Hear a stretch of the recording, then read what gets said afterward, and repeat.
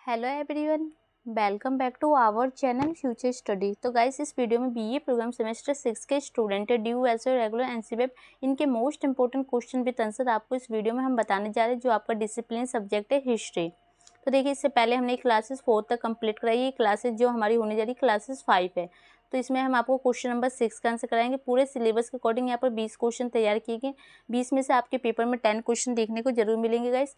अगर आप इसमें से देखिए 20 में से 10 क्वेश्चन ऐसे बताएं जिसके आगे मोस्ट इंपॉर्टेंट लिखा। अगर 10 क्वेश्चन भी करते हैं तो इसमें से आपके पेपर में 5 क्वेश्चन देखने को जरूर मिलेंगे। आपको पेपर में 4 या 5 क्वेश्चन ही अटेंड करने होंगे, इससे ज़्यादा क्वेश्चन नहीं आएंगे। पूरे सिलेबस के अकॉर्डिंग तैयार किया। इससे पहले की क्लासेस में हमने question number first and second ये कंप्लीट करा चुके हैं। ये वाला भी क्वेश्चन आपको करा दिया था, तो वीडियो का लिंक आपको डिस्क्रिप्शन बॉक्स में मिलेगा, तो उस वीडियो को आप ज़रूर देखिएगा एक बार। तो इसमें जो क्वेश्चन आपको कराने जा रहे हो उसका आंसर दिखाते। देखिए, क्वेश्चन नंबर जो आपका यूनिट सेकंड है उसका चैप्टर फर्स्ट है, उसके अकॉर्डिंग क्वेश्चन दिया है।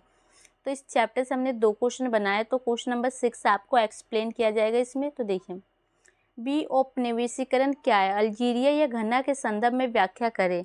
अल्जीरिया घना के संदर्भ में बी औपनिवेशीकरण की प्रक्रिया की विवेचना कीजिए। क्वेश्चन इंपॉर्टेंट है, आपके पेपर में आ सकता है, ठीक है।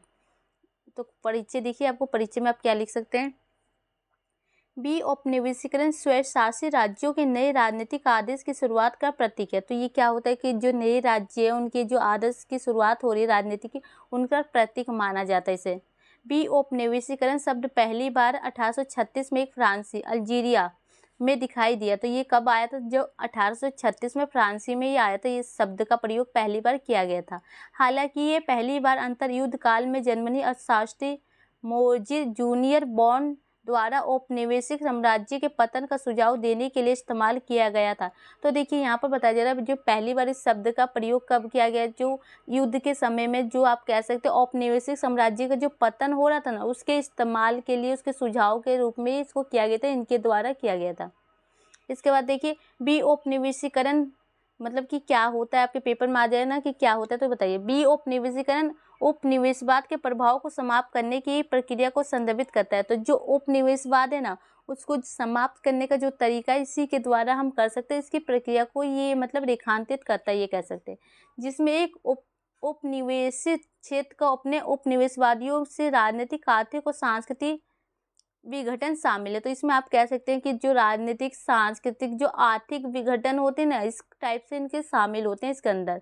यह एक जटिल प्रक्रिया है जिसमें औपनिवेशिक संरचनाओं को नष्ट करना और पूर्व उपनिवेशित लोगों के लिए साप्रभुत्व और आत्मनिर्णय की बहाली शामिल है। तो मतलब आप कह सकते हैं औपनिवेशिक जो संरचना होती है उसको नष्ट किया जाएगा इसमें, और जो लोगों के बीच आत्मनिर्णय की जो बहाली होती है ना, उसको शामिल किया जाएगा, उनको प्रोत्साहित किया जाएगा। बी औपनिवेशीकरण में भूमि और संसाधन की वापसी, स्वदेशी अधिकारों, सांस्कृतिक मान्यता और अधिक समानता और न्याय सुनिश्चित करने के लिए राजनीतिक, आर्थिक प्रणालियों का पुनर्गठन शामिल हो सकता है। तो इसमें देखिए क्या क्या शामिल हो सकता है कि जो बी औपनिवेशीकरण में जो भूमि होती है उसको सुनिश्चित कर सकते हैं, जो राजनीतिक, आर्थिक प्रणाली होती है उसका पुनर्गठन कर सकते हैं, वो भी शामिल है, ठीक है। और समानता न्याय की बात की जा सकती है इसके द्वारा। इन शब्द का प्रयोग अक्सर द्वितीय विश्व युद्ध के बाद की अवधि को संदर्भित करने के लिए किया जाता है। मतलब कि जब आपको पता है द्वितीय विश्व युद्ध हुआ था, शीत युद्ध से पहले, तो उस टाइम में जो भी घटनाएं घटित हो रही ना, उसके अकॉर्डिंग यहाँ पर बात की जाती है। जब कई पूर्व उपनिवेशित राष्ट्रों ने अपने उपनिवेशवादियों से स्वतंत्रता प्राप्त की थी, तो मतलब कि जो पहले गुलाम थे लेकिन उन्होंने बाद में स्वतंत्रता प्राप्त की थी, तो उनके जरिए बात की जाती है। तो ये था, आप कह सकते हैं बी औपनिवेशीकरण से आप क्या समझते हैं। तो ये कुछ पॉइंट है, इसका स्क्रीनशॉट ले सकते हैं, 1 से 2 बार पढ़िएगा तो अच्छे से आपको समझ में आ जाएगा। तो यहाँ तक आपको समझ में आया कि जो बी औपनिवेशीकरण क्या है, आपके पेपर में आए तो ये लिखिएगा, प्लस आपका परिचय पूछा जाए तो ये लिखिएगा, ठीक है। अब इसके बाद आपका पेपर में मेन क्वेश्चन बनेगा बी औपनिवेशीकरण अल्जीरिया के संदर्भ में, इसकी व्याख्या कीजिए। तो ये पॉइंट आपको लिखने हैं, ठीक है। तो देखिए क्या है, इसको किस टाइप से आप एक्सप्लेन कर सकते हैं। बी औपनिवेशीकरण फ्रांसीसी उपनिवेश शासन से स्वतंत्रता के लिए संघर्ष को संदर्भित करता है।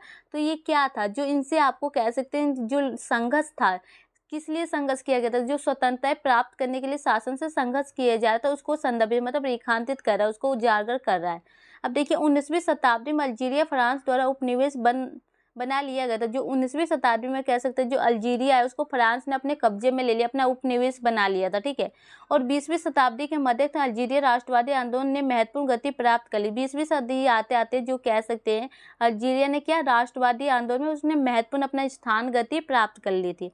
1954 में FLN ने फ्रांसीसी उपनिवेशवाद के खिलाफ अल्जीरिया युद्ध शुरू किया। तो कह सकते हैं इनके द्वारा ये युद्ध शुरू हुआ। संघर्ष 8 साल तक चला। तो ये युद्ध कितने वर्ष तक? 8 वर्ष तक चला। और दोनों पक्षों में क्रूर हिंसा द्वारा चिन्हित किया गया, मतलब बहुत ही ज़्यादा गलत व्यवहार, हिंसा का सहारा लिया गया दोनों पक्ष में।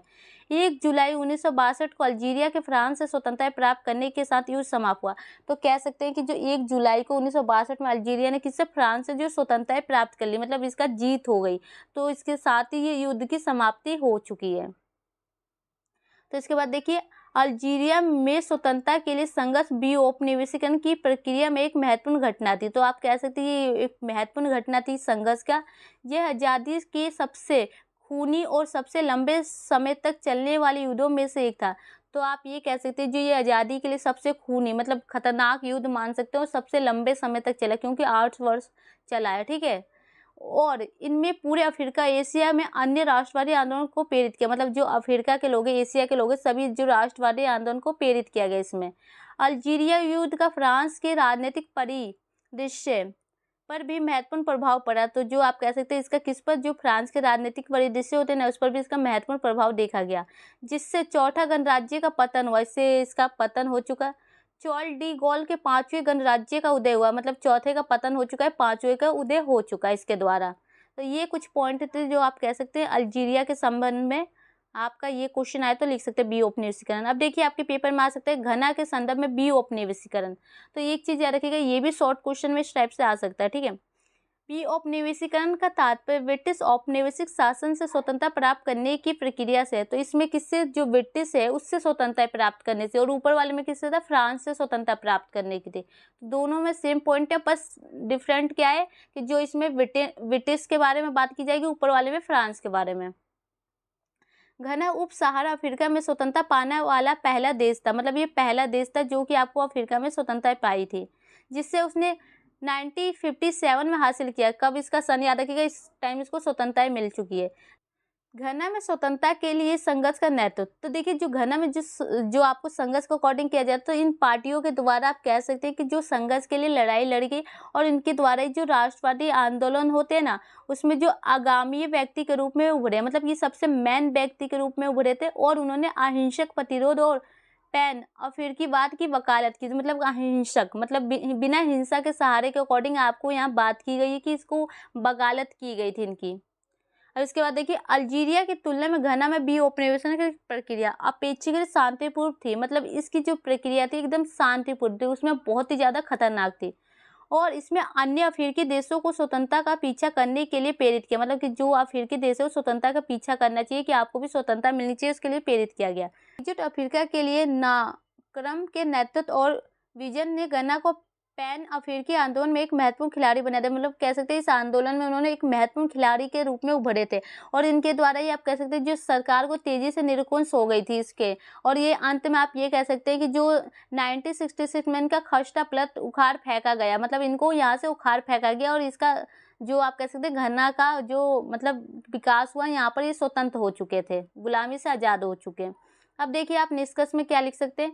बी औपनिवेशीकरण उपनिवेशवाद को पूर्ववत करने और उपनिवेशित लोगों को राजनीतिक शक्ति लौटाने की प्रक्रिया को संदर्भित करता है। तो ये क्या था कि जो लोग गुलामी थे, जो उनको आज़ाद कराने की एक तरह से राजनीतिक शक्ति लौटाने की प्रक्रिया थी।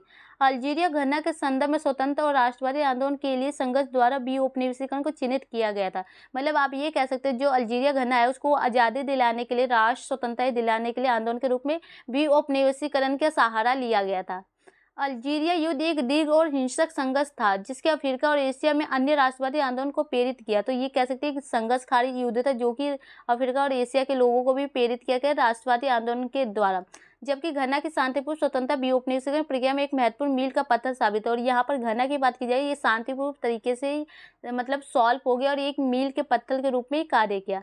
तो गाइस ये क्वेश्चन था जो कि इम्पोर्टेंट था, आप इसको 1 से 2 बार वीडियो देख के समझ सकते हैं। एक इसी में इसका नेक्स्ट क्वेश्चन अगर पेपर में आ सकता है तो ये कम इम्पोर्टेंट, लेकिन इसका स्क्रीनशॉट आप ले सकते हैं, एक बार पढ़ लीजिएगा, क्या पता ये भी क्वेश्चन आपके पेपर में पूछा जा सके। ठीक है, तो आपको हम दिखा दे रहे हैं।